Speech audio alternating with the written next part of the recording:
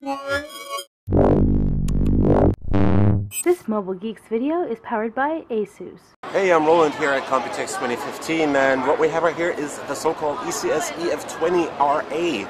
The device has a somewhat complicated name, but it's really interesting because this is what is going up against Chromebooks in the future with Windows 10. It's one of those devices that is supposedly pretty cheap. It's also long-running, and it is semi-rugged. So this has a very sturdy design. They are using very thick plastic materials, as you can see here on the side.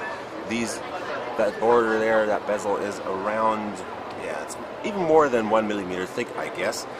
So this thing is running the Intel Atom Bay Trail entry platform. So it's basically the same hardware configuration as the Asus EEBook X205TA, which is running a Bay Trail Atom Z3735F SoC. That's the quad core running at 1.33 gigahertz, going up to 1.83 gigahertz on the turbo boost when more power is needed. And that chip is usually only used in tablets. So that's the one running all those cheap Windows 8.1 tablets up to now. And Asus is also using that as their notebook SoC on that one single SKU. And now ECS is jumping on that train and is releasing or working together with Intel and probably Microsoft to push this into the education market, and this will go up against Chromebooks in education. What's in it, except the Atom SoC, is 2 gigs of RAM, 16 gigs of flash storage, or 32 or 64, depending on what the customer orders. We have an 11.6-inch screen running at 1366 by 768 resolution. We have a TN panel on here, so the viewing angles are going to be a problem. Right now, it's not running, sadly, because the battery ran out. They can't find the charger, so that's why I'm showing you with the screen turned off. It was running the other day. There is a 5,000 milliamp hour battery in here, so that's the same size as has been on the EEBook from Asus, which gave you about 10 to 12 hours of runtime. This is just going to be the same. Again, 10 to 12 hours of usage time, depending on screen brightness and what you do with it, but you can get a ton of use out of this. This can be used as a typewriter, mobile typewriter, surfing the web, browsing the web, doing simple tasks, office work and all that kind of stuff, working at the university or the college or whatever. For example, that's why they're going into education with it, because the battery lasts forever and it has just the right mix of portability, longevity, and a bit of power in there. Let's go quickly around the device. We have the power plug right here. Sadly, it's not charging through micro USB as the Asus X205TA.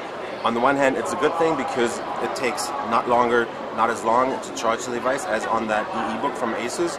But in this case right now, it is kind of a disadvantage because I can't get it to turn on because the battery ran out. We have a full-size HDMI port, so no micro HDMI as on the Asus. We have a full-size USB port right here. I think it's USB 2.0, not 3.0, because that Intel chip in there, that Bay Trail, the old Bay Trail, doesn't even support USB 3.0, I think. We have a 3.5 millimeter headset jack and your micro SD card slot there. On the front, there is the very nice clickable trackpad. Has a nice surface, feels very good. We have a somewhat structured surface right here, and the keyboard is not bending at all.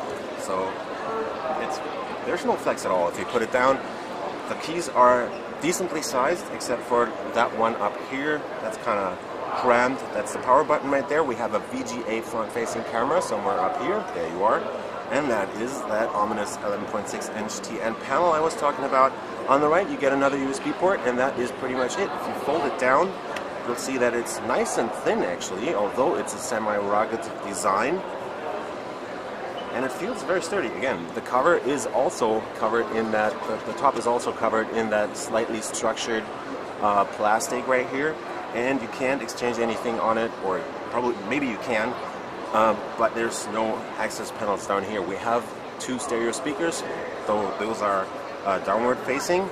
Let's just quickly check how far it folds open. That's not very far. It should be decent for everyday usage. Let's hope the TN panel isn't too bad, so you can definitely, let's just hope it has good enough viewing angles to be used in day-to-day life. There is one more thing I want to add. There is an M2 slot in here. So this is what they're saying. They're going to use that for 3G, an optional 3G model that will also make will also. One thing I want to add is there is going to be a model with an optional 3G modem, and they're actually using a M2 slot in there. So maybe you can even put in an M2 SATA SSD and replace that rather slow eMMC SSD that will be coming it will be coming directly from the factory, and that 3G module will also be the reason for the integration of a SIM card slot on that particular model. So this has just been a very quick look at the ECS EF20RA Chromebook killer here at Computex 2015, and I was Walter with Mobile Geeks. Check out this device over here, and if you like what we do on our channel, give us a thumbs up, follow us on Twitter, Facebook, and Google+, and we will see you later. This Mobile Geeks video is powered by ASUS.